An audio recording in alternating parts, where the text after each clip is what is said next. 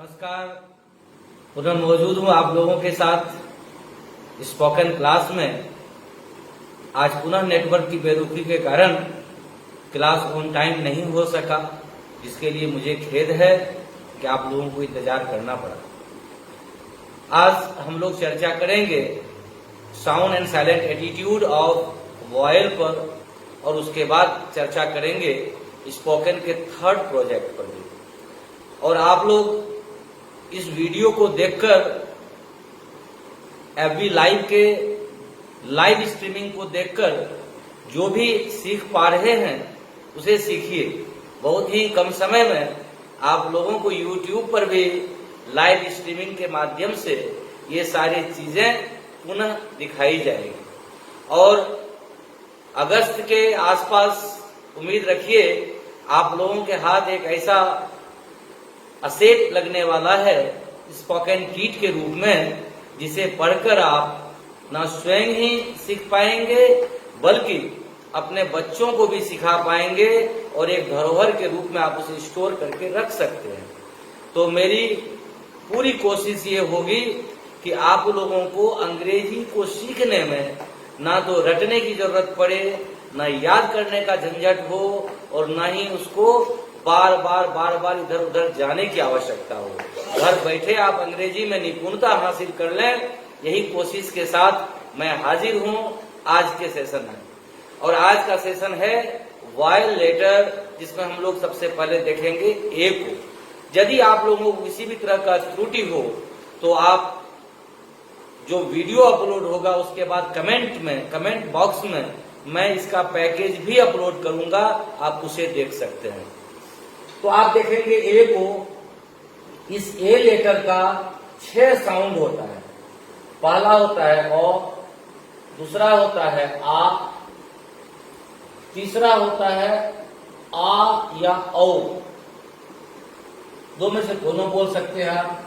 चौथा होता है ये, पांचवा होता है लंबा ए, और छठा होता है ए। और यदि आप देखेंगे तो 1 2 3 4 5 6 एक और साउंड आप ले सकते हैं जिसमें ए पर थोड़ा स्ट्रेस पड़ जाता है, ए। तो आप एक एक करके इन 7 साउंड को समझिए, बहुत आसान है, जरूर एंजॉय कीजिएगा। अब आप देखिए नंबर 1 पे आते हैं हम लोग। As an article a is equal to O. यदि किसी भी सेंटेंस में ए का प्रयोग आर्टिकल के रूप में हुआ हो तो ए का साउंड ओ होता है, ए नहीं होता है। यदि आप कहना चाहें कि मैं एक विद्यार्थी हूं तो आप इसको ऐसे कहेंगे आई एम अ स्टूडेंट। आप कहेंगे आई एम अ स्टूडेंट। वह एक डॉक्टर है, ही इज अ डॉक्टर। वह एक नर्स है, शी इज अ नर्स। यानी आर्टिकल के रूप में जब भी ए आएगा तो उसका उच्चारण ओ होगा, ए नहीं होगा। नेक्स्ट में आते हैं आप नंबर 2 में। यदि कॉन्सोनेंट रहे, कॉन्सोनेंट के बाद ए लगा हुआ रहे और ए के बाद आर रहे, अब आर के बाद कुछ नहीं रहे तो कोई कॉन्सोनेंट रहे। ध्यान से देखिए, कॉन्सोनेंट हो उसके बाद ए आ जाए, ए के तुरंत बाद आर रहे, और आर के बाद या तो कुछ ना रहे तो कोई कॉन्सोनेंट रहे। ऐसा जो ए और आर होगा ये दोनों का साउंड हो जाएगा आ। दोनों को मिलाकर के साउंड होगा आ। यदि कॉन्सोनेंट हो, ए हो, आर हो, उसके बाद या तो कुछ नहीं हो तो कोई कॉन्सोनेंट हो, ऐसी स्थिति में ए का साउंड आ हो जाएगा। जैसे आप देख लीजिए सी ए आर, उच्चारण होता है का। SMART, smart, is very smart person. आपने देखा कि यदि कॉन्सोनेंट के बाद ए आर आ जाए तो ए आर का साउंड आ हो जाता है। शर्त ये है कि उसके बाद या तो कोई कॉन्सोनेंट रहे या नहीं तो फिर कुछ भी ना रहे। अब नेक्स्ट पर आते हैं नंबर 3 पे। यदि आप किसी भी शब्द में आगे में कॉन्सोनेंट रहे या ना रहे कोई दिक्कत नहीं, ए के बाद यदि दो गो एल लगा हुआ है, डबल एल। यदि ए के बाद डबल एल लगा हुआ रहे तो ए का उच्चारण आ हो जाता है, आ, या आप इसको औ भी पढ़ सकते हैं। अब आप देखिए ए डबल एल का शुद्ध उच्चारण होता है आल, नो कि ओल।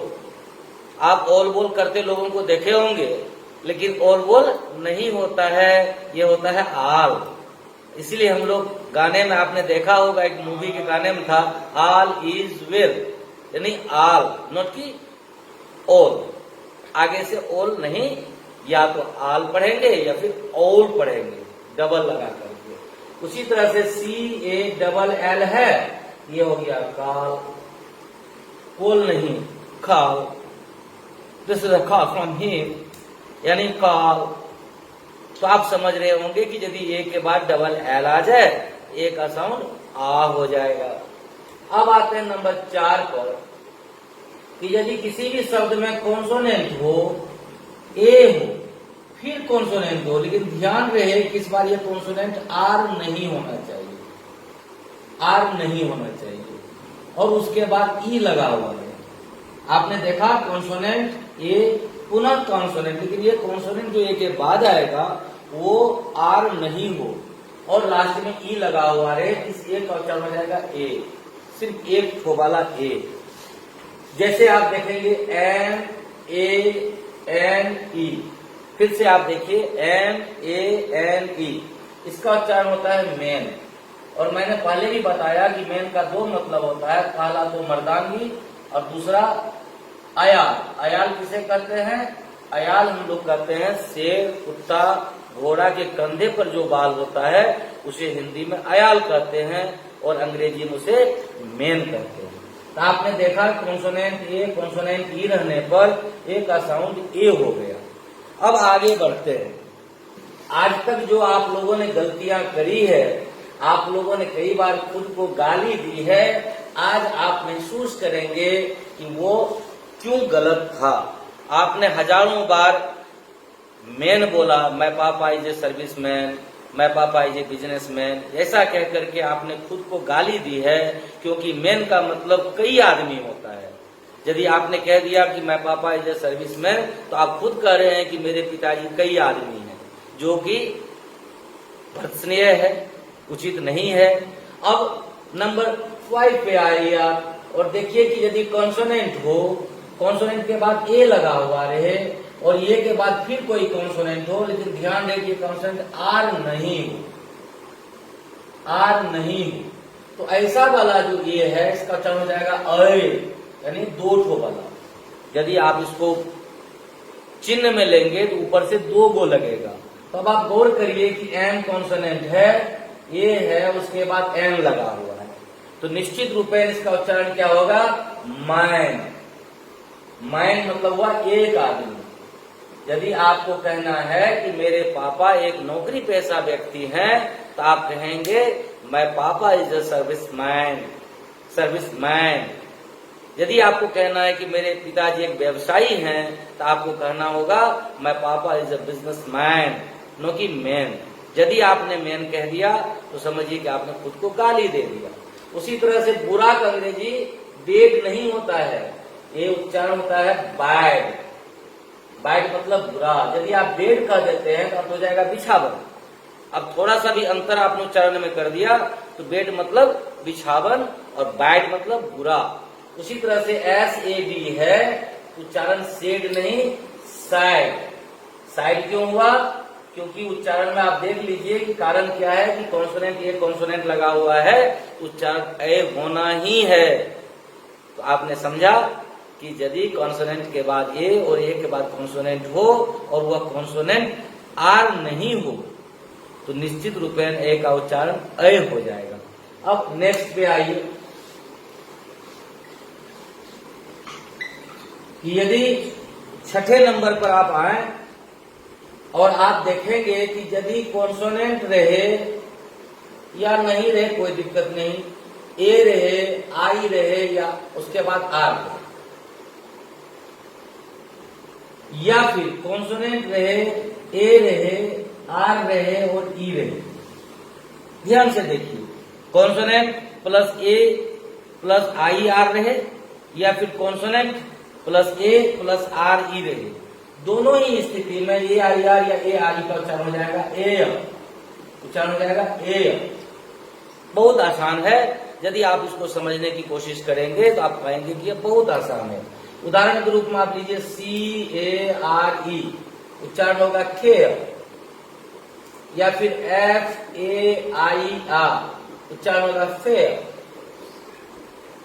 तो आपने महसूस किया कि यदि ए के बाद आई आर लगा हुआ रहे या ए के बाद ए आर ई लगा हुआ रहे, तो दोनों ही स्थिति में उच्चारण ए हो जाएगा। अब लंबी वाली बात पे आते हैं हम लोग, ए का साउंड खत्म हो जाएगा, सातवां। तो जैसा कि अब हम लोग 7वें नंबर पे हैं, 7वें नंबर में आप देखेंगे कि ए का साउंड ए हो जाता, ए लंबा वाला। यदि ए के बाद वाई या आई लगा हुआ रहे, आई या वाई लगा हुआ रहे, ए के बाद आई या वाई लगा हुआ रहे, तो ए का साउंड ए हो जाता है। जैसे आप देखिए पी ए वाई, लिखते हम लोग एक ही देते हैं लेकिन बोलते क्या है, पे, यानी ये लंबा खिंचाता है। उसी तरह से एस ए आई डी, आपने एस ए डी देखा था शायद, और एस ए आई डी से यानी ए थोड़ा लंबा खिंचाया, उसमें दुखी था मतलब, इसका मतलब कहा हो जाएगा। तो लिखना एक ही है लेकिन उच्चारण में लंबाई ज्यादा हो जाएगी। और मैं आप लोगों को बताऊं कि ए कभी साइलेंट नहीं होता है, a has no silent attitude. तो आपने ए को बढ़िया से समझ लिया होगा, मुझे पूरा विश्वास है कि आपको ए समझने में कोई कठिनाई नहीं हुई होगी। अब चूंकि वीडियो रिकॉर्ड कर रहा हूं, रिकॉर्ड वीडियो को आप लोगों को डालने में यदि लंबा वीडियो बन जाएगा तो फिर मुसीबत होगी, इसीलिए मैं स्पोकन का एक चैप्टर आप लोगों को बताऊंगा और उसके बाद इस वीडियो को एंड करूंगा, ताकि कल फिर आप नेक्स्ट लाइव स्ट्रीमिंग में 40 से 50 मिनट का क्लास देख पाएंगे। तो स्पोकन के क्लास में हम लोग आते हैं। अभी तक आपने पढ़ा है हेलो हाउ आर यू, आपने कहा फाइन थैंक्स एंड यू। फिर आपके बगल वाले दोस्त ने कहा I am also quite well thanks, तो आपने जवाब दिया it's nice to meet you here after a long time. तो फिर उसने कहा excuse me Ram, I have been for a long time. तो आपने जवाब दिया कि this is my studies and what about you Ramu. तो फिर रामू ने कहा I was also quite engaged in my examination. तो आपने कहा oh that's why I haven't seen you for week either. आइए अब तीसरे किस्त में हम लोग आ जाते हैं और तीसरा किस्त का आरंभ होता है। मैं चाहूंगा कि इसको आप नजदीक से लें ताकि देखने में दिक्कत नहीं हो। S1 ने कहा कि आई thought you were in Patna. Basic सा ये स्ट्रक्चर है, इसे फॉर्मेट के रूप में आप देखेंगे। तो कहा आई थॉट यू वर इन पटना, तो सामने वाले ने कहा yes I was there, but got back last night. तो फिर S1 ने पूछा कि what was the purpose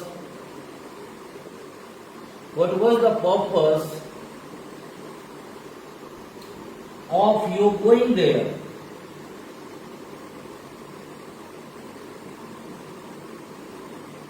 तो S1 ने जवाब दिया, S2 ने जवाब दिया actually I have gone there to buy some books. आपको ये स्ट्रक्चर को समझना है। पहला सेंटेंस, मैं तो सोचता था कि आप पटना में हो। तो सामने वाले ने कहा था तो कल रात में लौटा हूं। तो फिर पहले वाले ने पूछा कि आप वहां गए क्यों थे।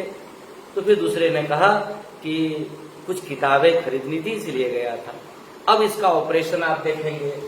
अब ये यू वर्ड को अंडरलाइन करके आप 1 नंबर दे दीजिए। इस 1 नंबर में आप लिखिए योर पापा,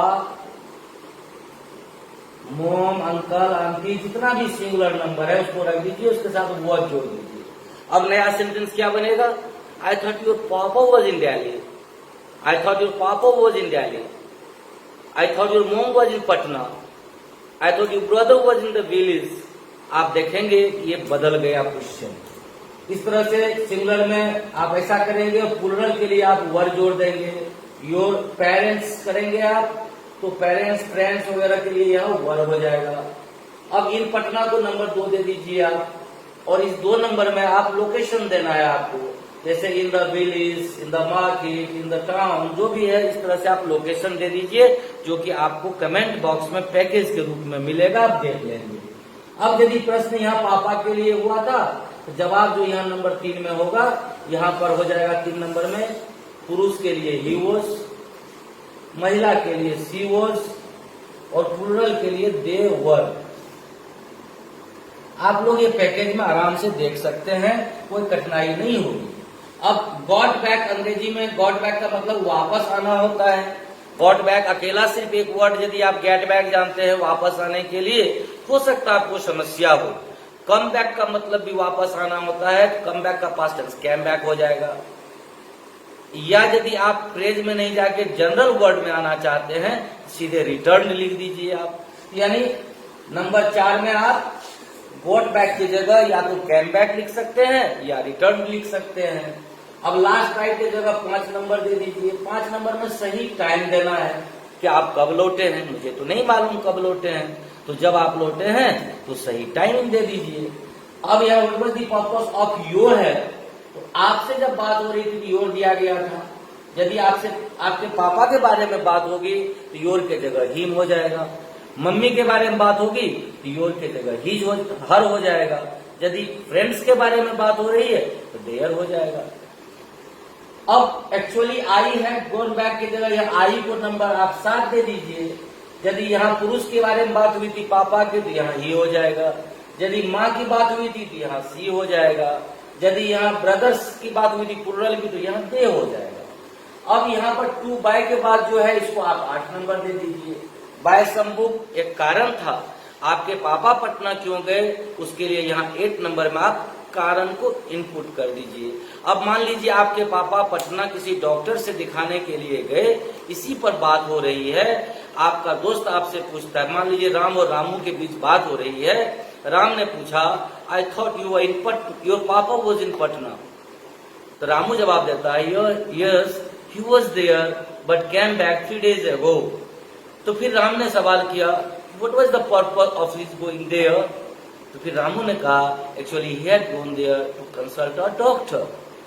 अब आपने देखा कि इसी तरह से मदर पर भी बनाइए, अंकल पर भी बनाइए, आंटी पर भी बनाइए।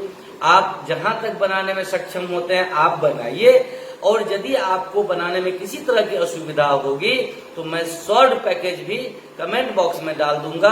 आप उस शॉर्ट पैकेज को देखकर अपने नोटबुक में उतार लीजिए। मुझे पूरा विश्वास है कि आप बेहतरीन करेंगे। इसी शुभकामनाओं के साथ अब जो ये वीडियो आप लोग देखेंगे, इसे जितना ज्यादा आप शेयर करेंगे उतना ज्यादा मानवीय कल्याण की बात होगी, उतने ज्यादा हमारे अन्य भाई बहन घर बैठे इसे सीख पाएंगे। इसी उम्मीद और अनंत शुभकामनाओं के साथ आज के क्लास से विदा लेता हूँ। धन्यवाद।